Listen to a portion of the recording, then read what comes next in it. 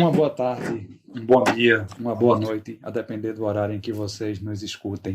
Dando sequência àquela série de vídeos que se propõe a fazer uma leitura de trechos da obra do professor Ferdinand Rohr, com alguns comentários e apontamentos de minha parte.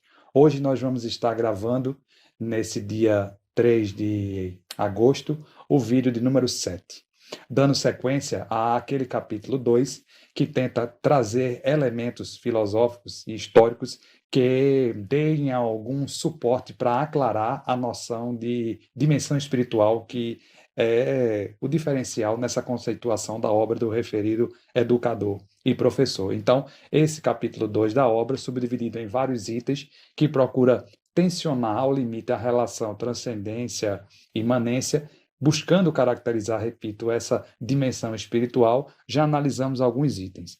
O último vídeo, o vídeo número 6, que já está veiculado, deu conta de falar sobre a intuição. Esse vídeo de hoje, a minha proposta é que a gente fale sobre, que a gente leia trechos e faça alguns apontamentos sobre a noção de sujeito, continuando, seguindo fidedignamente a sequência proposta pela própria obra.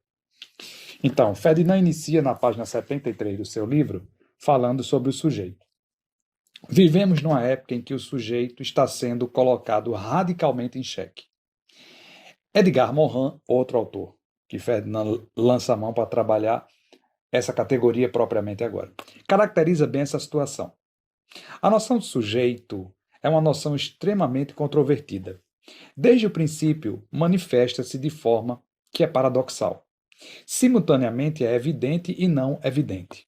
Por um lado, é uma evidência óbvia, dado que, em quase todas as línguas, existe uma primeira pessoa do singular. Mas também é uma evidência à reflexão, tal como indicou René Descartes. Se duvido, não posso duvidar de que duvido. Portanto, penso, ou seja, sou eu quem pensa. É nesse nível que aparece o sujeito.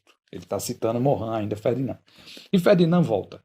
Por outro lado, quando questionamos em que consiste mesmo esse sujeito, ele parece sumir como areia em nossas mãos. E aí segue Morin. Sem dúvida, a noção de sujeito não é evidente. Onde se encontra esse sujeito? O que é? Em que se fundamenta? É uma aparência ilusória ou é uma realidade fundamental? Em muitas filosofias e metafísicas, o sujeito confunde-se com a alma, com a parte divina, ou ao menos com o que em nós é superior, já que nele se fixam o juízo, a liberdade, a vontade moral, etc. Não obstante, se o considerarmos a partir de outro lado, por exemplo, pela ciência, só observamos determinismos físicos, biológicos, sociológicos ou culturais, e nessa ótica o sujeito dissolve-se. Fecha citação. E ele segue. Morin analisa a contraposição das visões sobre a noção do sujeito historicamente. No seio da nossa cultura ocidental, desde o século XVII, vivemos uma estranha disjunção esquizofrênica. Na vida cotidiana, sentimos-nos sujeitos e vemos os outros como sujeitos.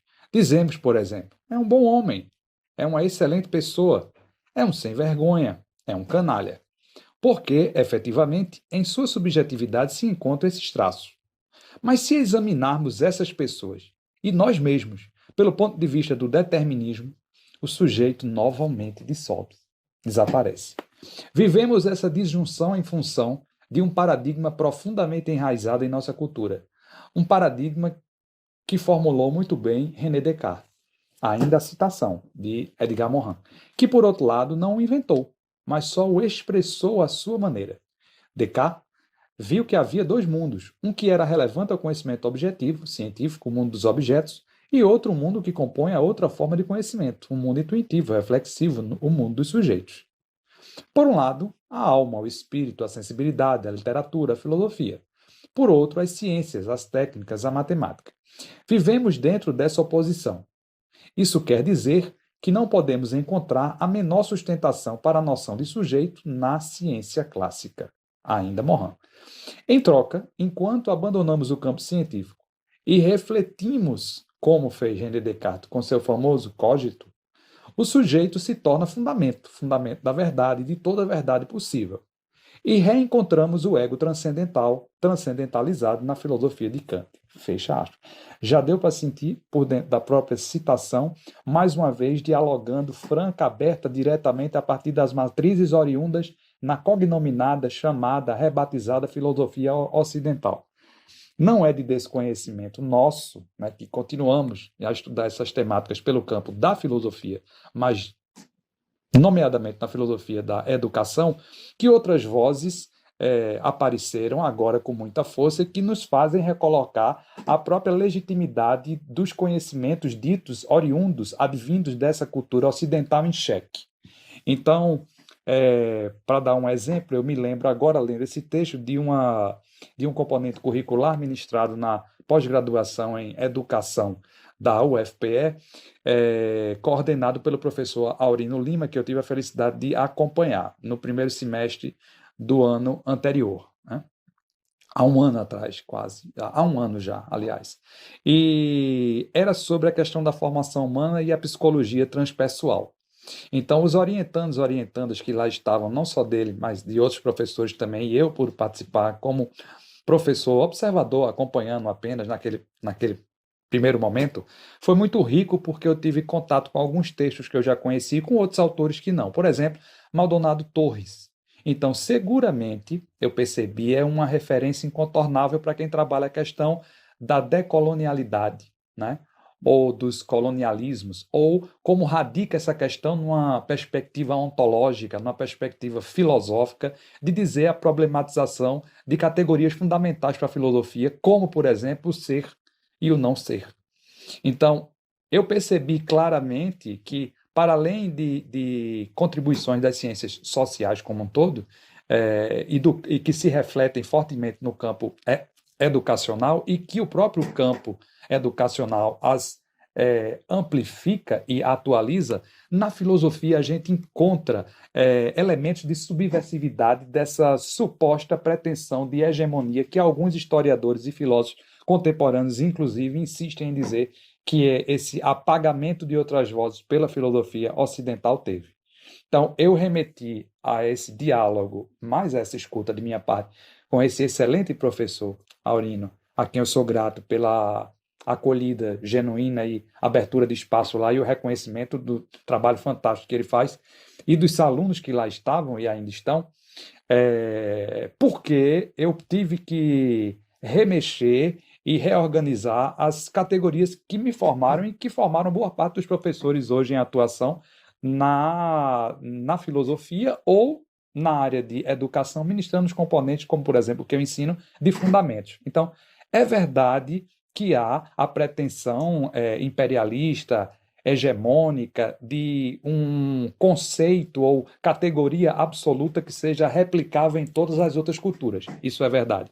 Então, daí, por exemplo, esse ano que completou 20 anos da publicação da lei que tornou obrigatória na educação básica o ensino da cultura e da história da África, por exemplo, e das suas diásporas, né?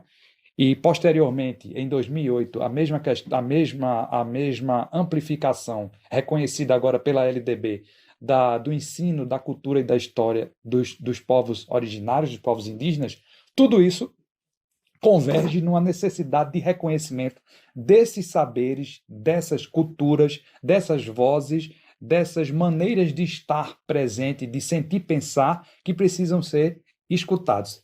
É um fato. E essas categorias oriundas, em boa parte, do pensamento grego e que é atualizado na Europa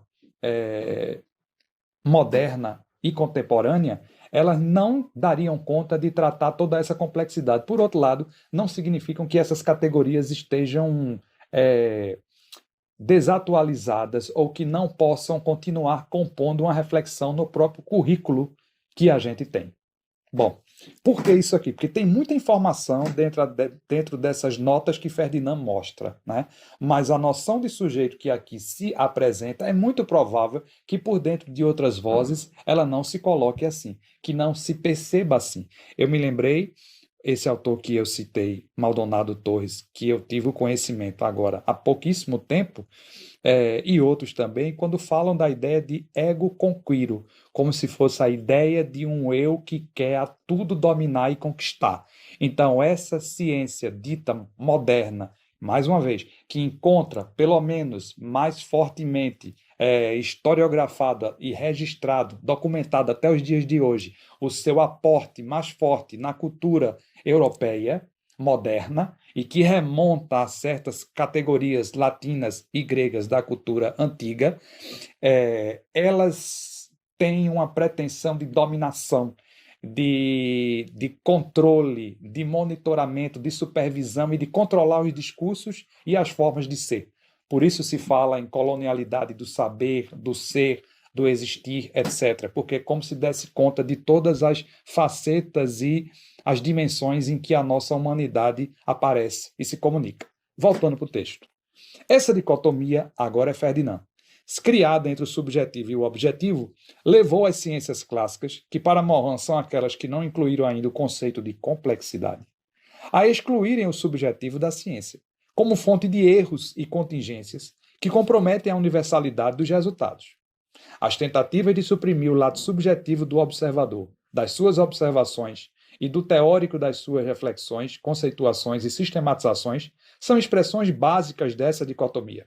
Essa tendência tornou-se mais problemática ainda quando começou a tomar conta das ciências humanas. Não acompanhamos aqui, Ferdinand ainda, a tentativa que Morin desenvolve de localizar o sujeito nas ciências. Ferdinand diz que não acompanha aqui, como no caso na biologia, não compreendida na sua vertente clássica, mas na lógica própria do ser vivo, em outras palavras, por dentro do próprio pensamento complexo. Sem desmerecer os resultados das reflexões de Morin, que de fato demonstram até que ponto podemos chegar à conceituação do sujeito no interior das ciências, voltamos à problematização filosófica que o autor aparentemente evita. Abordamos a temática no âmbito da nossa visão das dimensões básicas, nas quais o sujeito, nosso eu, aparece de distintas maneiras. E sigo com Ferdinand. Iniciamos com a dimensão mais densa. Eu sou um corpo físico. Um corpo físico que tem início e fim. Um corpo físico individual. Um corpo físico que está inserido na realidade, que obedece às leis da física. Um corpo físico que se torna, com o avanço da medicina estética, sempre mais moldável. Um corpo que até permite trocar alguns dos órgãos essenciais. Posso gostar dele ou não. Posso até abrir mão dele em prol de ideias, crenças ou ideologias. Sócrates, por exemplo, preferiu sacrificar o corpo físico para assegurar a integridade da sua alma. Segue ainda palavras e ideias de Ferdinand. Também sou eu o centro da percepção física. Aí ele já sai da corporeidade física, biológica, para a questão da senso-percepção e sentidos. A dor é minha, o prazer também. Sou eu que vejo, escuto, saboreio, sinto cheiros ou sensações físicas. Os dados sensíveis que percebemos são comparáveis entre as pessoas até certo ponto. Em última instância, são de cada indivíduo. Em relação ao eu da emoção, podemos dizer o mesmo. As emoções são minhas. Posso esconder a minha vida emocional dos outros. Querendo revelá-la, não posso ter certeza de que o outro, de fato, identifica a minha emoção do jeito que ela é. A afirmação de alguém que diz que me entende profundamente pode ter base em experiências de vidas semelhantes, mas dificilmente vão além de aproximações. Admitimos a possibilidade de uma sincronia de fato em situações de encontro existenciais que Buber chama de eu-tu, ou em percepções de pessoas com extrema sensibilidade. Ambas as situações não são passíveis de verificação empírica, na percepção de Ferdinand. Podemos falar de um eu da nossa mente. Para Descartes, o último ponto de certeza absoluta que permite a edificação das outras. Não é possível negar que o nosso pensar é um indício seguro da nossa existência. Podemos duvidar da centralidade que Descartes atribuiu a esse fato, bem como da distinção radical que ele faz entre mente e corpo. A nossa mente é isso e muito mais. Claro que no primeiro momento chama a atenção na área mental a possibilidade de correspondência do meu eu com outros eus. Posso encontrar os pensamentos em que me identifico não só com um eu, mas com todos. trata-se daquilo que Kant, mais uma referência muito presente em Ferdinand, né? Mas é Ferdinand falando, chamou de consciência em geral ou consciência transcendental. Nos limites dos axiomas básicos, meu pensamento matemático e lógico formal, por exemplo, coincide com o de todos. Considere-se que esses pensamentos não são os mais significativos para a vida humana. Lembramos o que Wittgenstein afirmou. No momento em que obtivermos todos os conhecimentos científicos possíveis, por ele compreendido no sentido de validade geral, não saberemos ainda nada sobre o sentido da vida. Como se essas questões estivessem fora da alçada das ciências, dessas formas de ciências, por exemplo. Quer dizer, a parte mais significativa para a nossa vida é o eu da nossa mente, que não é universal, mas traz todos os signos da nossa individualidade. Trata-se de nossos pensamentos subjetivos, nos quais podemos, em primeiro lugar, incluir todos os direcionados ao nosso corpo físico, sensorial, emocional. Não significa que pensamentos não permitam comunicação intersubjetiva, mas sempre se trata de compreensões aproximativas entre um eu e o outro. A nossa condição mental permite uma consciência do nosso eu. Nós podemos percebê-lo na sua relação com tudo que é não eu. As interferências do não eu, no eu e vice-versa. Ela nos proporciona a possibilidade de enxergar a trajetória do eu no tempo. Sua história, seu desenvolvimento, suas mudanças, crises e reviravoltas. Porém, ela não permite enxergar o eu na sua totalidade. Se faço o eu objeto da minha análise, continua o eu que faz análise fora do objeto da análise. É como uma cobra que tenta se engolir pela própria cauda. Palavras de Ferdinand. Mesmo sabendo da impossibilidade de conhecer o eu por inteiro, perpassa o pensamento humano a questão se existe algo como uma união do eu, algo que identifica o eu, apesar das múltiplas e diversas manifestações dele, algo que pode ser considerado essencial, substancial no eu, do qual as diversas aparências são simplesmente facetas ocasionais. Existe uma continuidade atrás das inegáveis mudanças do eu, uma duração, nas palavras de Bergson, mais uma vez recorre a Bergson, que, como uma melodia que, apesar das mais diversas variações que pode se expressar, mantém-se a mesma. E segue. É fácil afirmar que as mudanças são o princípio da realidade. Heráclito foi o primeiro a sustentar essa tese em toda a sua radicalidade. Parmênides argumentou sentir o contrário. Platão dividiu o mundo em dois para dar lugar a algo perene, no caso, as ideias. Kant separou a consciência humana para resguardar a parte transcendental como algo que não muda. E a parte empírica, sujeita às variações situacionais e individuais. Foi Hegel, no lado idealista, e Marx, no materialista, que voltaram a afirmar a exclusividade da mudança na realidade, a partir da primazia do princípio da dialética. A duração interior de Bergson difere de todas essas propostas. Rejeita os extremos da exclusividade da mudança e da permanência. Não busca a permanência no mundo à parte, nem na parte da consciência que é igual em todos. Pensa na duração que caracteriza a pessoa individualmente. Uma duração que não pode ser derivada de uma unidade suposta dos seres humanos, que, se existe, precisa ser encontrada a partir da multiplicidade das durações encontradas nos indivíduos. Em outras palavras, precisa ser encontrada de início em cada indivíduo. Pergunta-se, portanto, por que é tão comum negar a duração interior? Bergson atribui esse fato a uma tendência do ser humano de se voltar primeiramente e com mais facilidade à realidade externa. Encontra-se nesse fato uma das fortes razões por que seguimos com facilidade os caminhos da nossa intuição. Seguindo com Ferdinand ainda. A percepção da duração interior é, portanto, um caminho longo e doloroso, em que o indivíduo se confronta não só com seus lados positivos, mas também com as sombras das quais ele tanto faz questão de fugir. É esse caminho que as nossas intuições podem nos guiar, ou os desejos nos desviar. A experiência de poder perceber intuitivamente algo do nosso eu que dura e que nos compromete conosco mesmo, encontramos também em Jaspers. nas suas reflexões sobre liberdade positiva. Na experiência da liberdade positiva, o eu encontra-se consigo mesmo, percebe em que decisão e ação ele corresponde a ele mesmo.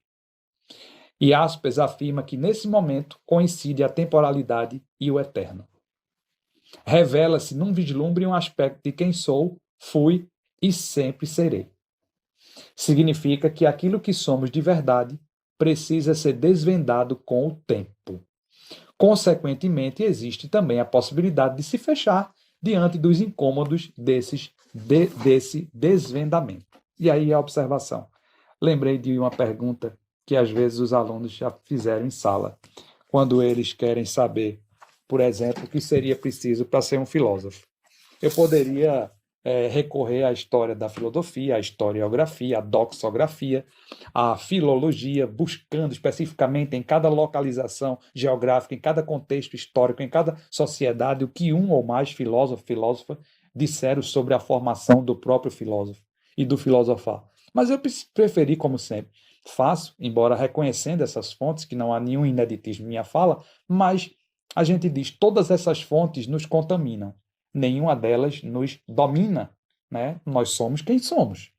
Então, nesse sentido, a resposta que eu sempre dou é: o filósofo, a filósofa, é a pessoa que não deve ter medo de investigar a si mesma e de encarar o que encontra. Aí eu simbolicamente digo, né? Não só de fazer uma reflexão sobre a sua alma, mas de saber também o que há em você, nas suas vísceras, né?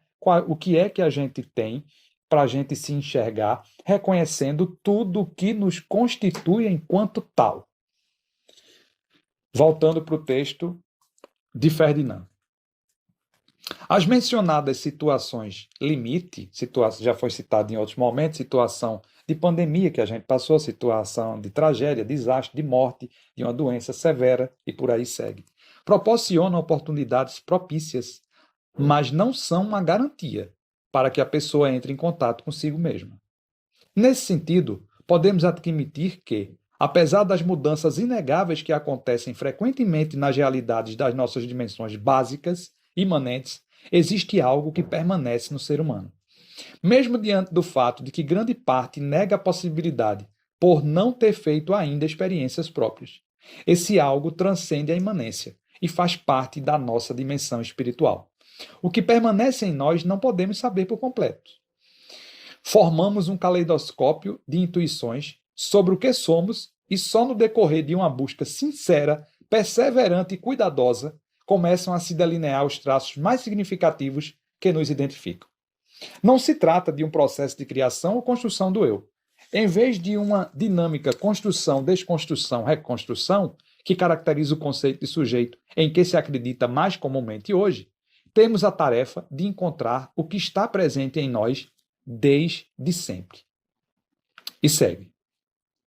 A decisão de assumir a si mesmo, na sua autenticidade, é um ato que depende de cada indivíduo. Assumir ou não a responsabilidade sobre si mesmo é uma decisão que nos acompanha constantemente. O conceito que temos de ser humano é o de um sujeito que assume a responsabilidade pelo desvelamento contínuo da sua própria autenticidade. É o sujeito que, em vigilância constante, questiona a si mesmo, que o aproxima sempre mais de si mesmo nas suas tarefas no mundo e relações com os outros. Esse sujeito não é o sujeito universal. O que é universal no sujeito não é o que mais importa. O que importa é assumir a responsabilidade sobre si mesmo diante do absoluto que nos presenteou com a condição das nossas autenticidades. Podemos ter esperança de que as diferentes maneiras em que se revelam as subjetividades mais íntimas das pessoas não se excluem ou inviabilizam, mas se respeitam e encontram na luta de todos pela busca de sua duração interior, um objetivo comum.